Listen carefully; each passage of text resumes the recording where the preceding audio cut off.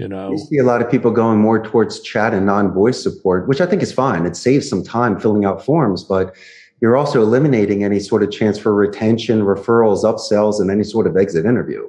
So I think you'll get much more of a quality relationship and experience when you do have the ability to speak with your clients on the phone. I wholeheartedly agree. So I wrote a book about 5 years ago called Romancing Your Customer, and it is all about providing exceptional experiences to your prospects, customers, teammates, subordinates, to where they love doing business with you. They love working with you. And one of the concepts in that book that we discuss is that the more complex or more valuable of a communication, we want to climb that communication pyramid. So today, everybody wants to use text and email, and it's textual communication, but there's a lot of different forms. And the reason salespeople today want to use emails because it's easy. It's not effective, but it is easy.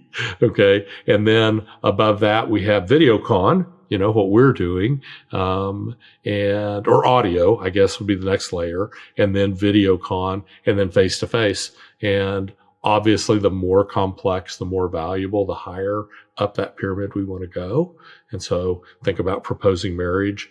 Be best to do that face-to-face. And if you're doing podcasts, you want to do video conference.